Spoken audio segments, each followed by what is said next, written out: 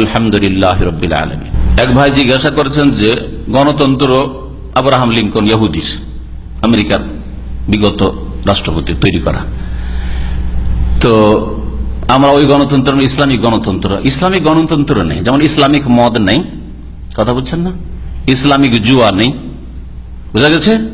ওই রকমই ইসলামিক গণতন্ত্র মানে আমি আর একটা অকাট মূর্খ সমান। গণতন্ত্র মানে হচ্ছে ইসলামী বলেন আর গায়রে ইসলামী বলেন, গণতন্ত্র মানে সমান অধিকার ভোট দেওয়ার, আমার ভোটের যা মূল্য একজন আল্লাহর শত্রু বেদিন বেনামাজি নাস্তিক তারও মূল্য ওই রকমই। আল্লাহ এটা শক্তভাবে অস্বীকার করেছে, একটি আয়াতে না বহু আয়াতে। লা ইয়াস্তাবি আসহাবুন নার ওয়া আসহাবুল জান্নাহ, জান্নাতি জাহান্নামী দুনিয়াতেও সমান হইতে পারেন, আখিরাতেও সমান হইতে পারেন।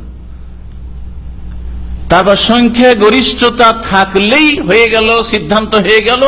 আল্লাহ বলছেন ওয়াইন তুতি আকসারা মান ফিল আরদি ইউদিল্লুকা আন সাবিলিল্লাহ, অধিকাংশ লোকের যদি মতামত নাও তাহলে তোমাদেরকে গুমরাহ করে ফেলবে। তাহলে মেজরিটি দিয়েই কোনো কিছু গঠন হবে এ কথা ইসলামে নেই, বরং এটা অস্বীকার করা হয়েছে। গণতন্ত্র ইসলামে নেই, ইসলাম আছে সুরা।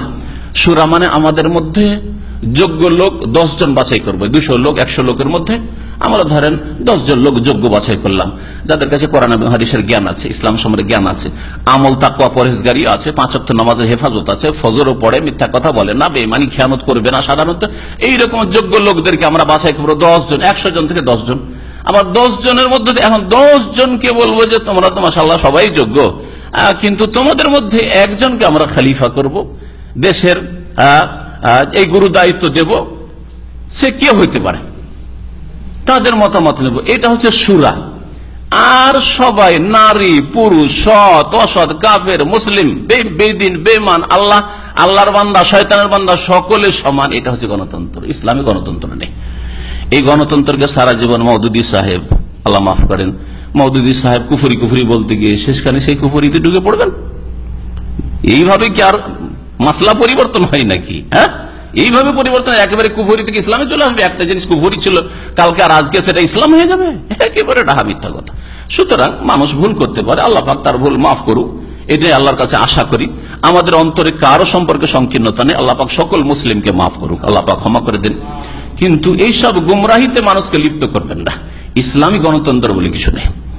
ইসলামী সুরা আছে, যোগ্য লোকেরা, যোগ্যতা দেখতে হবে, যোগ্য লোকেরা কারা আছে। আর যোগ্যতার ভিত্তিতে যদি না আসে তো গায়ের বলে যে আসছে, জালেম শাসকও যদি আসে, ওয়াইন উম্মিরা আলাইকা হাবদুন হাবশিউন, যদি হাবশি নিগ্রো গোলাম দাস অযোগ্য তোমাদের আমির হয়ে যায়, তারপরেও ইসমাউ আতিউ, আনুগত্য করো, শোনো, নবী করিম সাল্লাল্লাহু আলাইহি ওয়াসাল্লাম বলেছেন জায়েজের ক্ষেত্রে। এটা হচ্ছে নবী সাল্লাল্লাহু আলাইহি ওয়াসাল্লামের দিক নির্দেশনা। গায়ের জোরে কেউ যদি আসে আর যদি বলে যান আমরা যোগ্য লোক চাই, দেশের যোগ্য মানুষ, তাহলে যেটা সুরা, সেই সুরার ভিত্তিতে হবে। আল্লাহ পাক কোরআনে কি বলছে, আফাতুমিনুনা বিবাযিল কিতাব ওয়া তাকফুরুনা বিবায, তোমরা কি এই কিতাবের ইসলামের বিধানে কোরআন হাদিসের কিছু মানতে চাও আর কিছু অস্বীকার করো? তো যারা কাটা ছেঁড়া করে নিজের সুবিধা মতো, যারাই করুক না কেন, যেটা যাদের পক্ষে হইলো ওইটাকে ওরা প্রচার করলো, এটা হচ্ছে দিন ইসলামের কিছু মানা আর কিছুর সাথে কুফরি করা।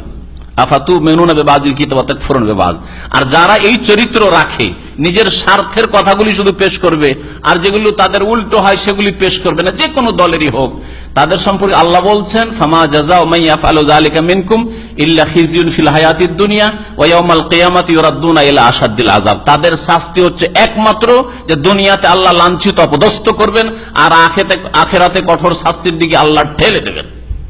দুনিয়ারও শাস্তি আর আখিরাতের কঠোর আযাব, কঠোর শাস্তি রয়েছে আল্লাহ পাক রব্বুল আলামিনের যারা সুবিধাবাদী।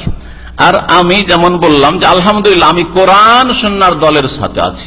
ইয়াদুল্লাহি মাল জামা, জামা হচ্ছে সাহাবায়ে কেরামদের দল। আমি সাহাবায়ে কেরামদের দলের সাথে, খোলাফায়ে রাশিদিনের দলের সাথে, তাবেঈনদের দলের সাথে, তাবেঈনদের দলের সাথে, ইমাম আবু হানিফা, শাফিঈ, মালিক, আহমদ তাদের দলের সাথে, এই মুহাদ্দিসিনদের দলের সাথে আছি। কোরআন এবং হাদিস যেখানে নিয়ে যাবে সেখানে আছি। এটা হচ্ছে আমার দল, এটা হচ্ছে আমার জামাত।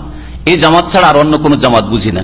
না আমার আঞ্চলিকতার জামাত আছে, না ভাষাগত জামাত আছে আমার, আর না আমার দেশগত কোন জামাত আছে, না আমার রং বর্ণের জামাত আছে, বরং সব রঙের লোক, সব দেশের লোক, সব ভাষার লোকই আমার দলে সামিল, কারণ আমার দল হচ্ছে, আমি সেই দলে বিশ্বাসী যেই দলকে ছেড়ে গেছেন সাইয়্যিদুল মুরসালিন খাতামুন নবীন মুহাম্মদ রাসূলুল্লাহ সাল্লাল্লাহু আলাইহি সাল্লাম। মা আনা আলাইহিল ইয়াওম ওয়া আসহাবি, নাজাত প্রাপ্ত দল, সাহায্য প্রাপ্ত দল হচ্ছে ওই দলটি যেই অবস্থায় রাসূলুল্লাহ সাল্লাল্লাহু আলাইহি সাল্লাম ছেড়ে গেছেন তার সাহাবায়ে কেরামদেরকে। আমি যে অবস্থায় রয়েছি, নবী বলছেন মা আনা আলাইহি, যেই অবস্থার উপর আমি আছি, দিনের অবস্থার উপর, আর ওয়া আসহাবি, আমার সাহাবায়ে কেরামরা যে অবস্থার উপর রয়েছে। সাহাবায়ে কেরামদের জামানায় যে অবস্থা ছিল দিন ইসলামের, সেই জামাত, সেই দলের সাথে আমার সম্পর্ক, অন্য কোন দলের সাথে আমার সম্পর্ক নেই। আর তারপরে কেউ যদি দুনিয়ার স্বার্থের জন্য এখানে ঠেলে ওখানে ঠেলে, তাহলে তাদের দুনিয়া আখেরাত খারাপ করবে ইনশাআল্লাহ তাআলা। আমার এই কয়েক 3 দিনের দুনিয়াও খারাপ করতে পারবে না, আর আখেরাতও ইনশাআল্লাহ তাআলা খারাপ করতে পারবে না। আল্লাহ পাকের কাছে বিশ্বাস রাখি, কারণ এই পথে আমি চলার চেষ্টা করি।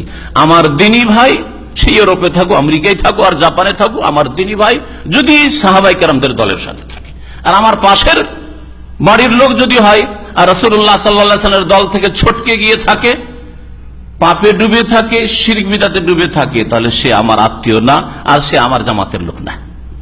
সাল্লাল্লাহু আলা নবিয়িনা মুহাম্মদ ওয়া আলা আলিহি ওয়া সাহবিহি।